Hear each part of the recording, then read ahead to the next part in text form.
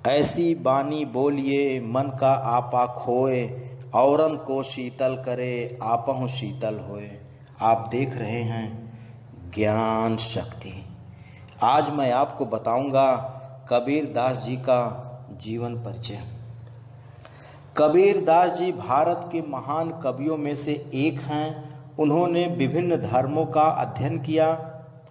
साहित्य जगत में विशेष स्थान रखने वाले कबीर दास जी के जन्म और जन्म स्थान को लेकर विद्वानों में मतभेद देखने को मिलता है। कुछ विद्वान इनका जन्म काशी में सन 1398 तथा कुछ विद्वान सन 1440 में हुआ मानते हैं।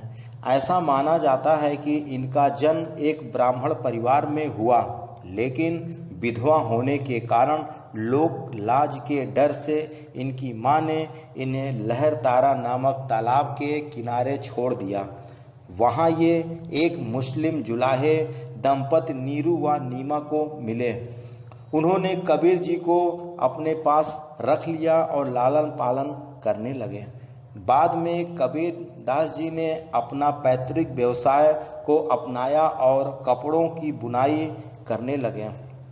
माना जाता है कि कबीर जी पढ़े लिखे नहीं थे। वे जो भी कहते थे शिष्य उसे लिख दिया करते थे। वे एक ही ईश्वर को मानते थे। वे अवतार, मूर्ति पूजा आदि में वे विश्वास नहीं करते थे। वे निर्गुण ब्रह्म के उपासक थे।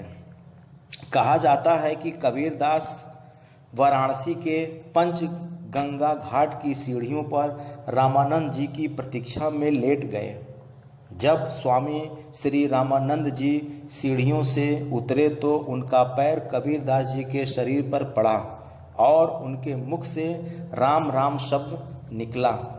उसी राम को दीक्षा मंत्र मानकर कबीर दास जी ने श्री रामानंद जी को अपना गुरु स्वीकार कर लिया।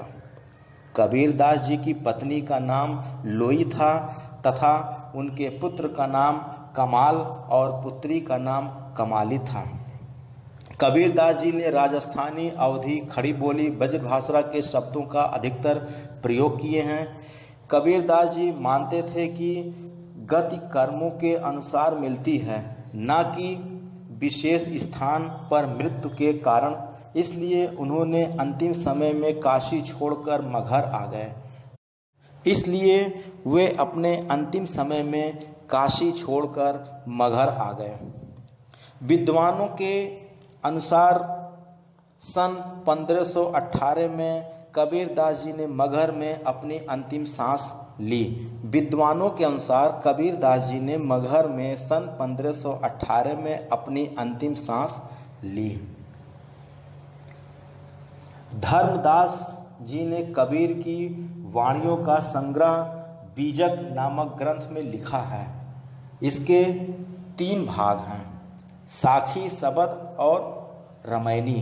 कबीर दास जी को हजारी प्रसाद द्विवेदी जी ने वाणी का डिक्टेटर कहा है। वाणी का डिक्टेटर हजारी प्रसाद द्विवेदी जी ने कहा है।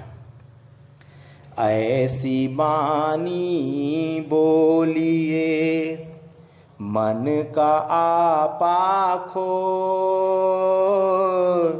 औरन को शीतल करे आपहु शीतल होए।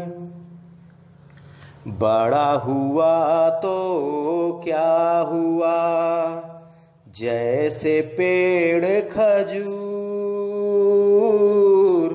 पंछी को छाया नहीं, फल लागे अति दूर। ऐसी बानी बोलिए मन का आपा खो, मन का आपा खोए, औरन को शीतल करे आपहु शीतल होए। बड़ा हुआ तो क्या हुआ, जैसे पेड़ खजूर, पंछी को छाया नहीं, फल लागे अति दूर। ऐसी बानी बोलिए मन का आपा खोल, औरन को शीतल करे आपहु शीतल हो। पोथी पढ़ पढ़ जगमुआ पंडित भया न कोय, ढाई आखर प्रेम का पढ़े सुपंडित होय। ऐसी बानी बोलिए मन का आपा खोय,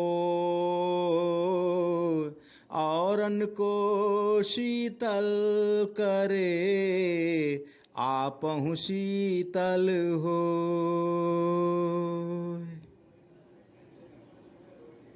आप देख रहे हैं ज्ञान शक्ति।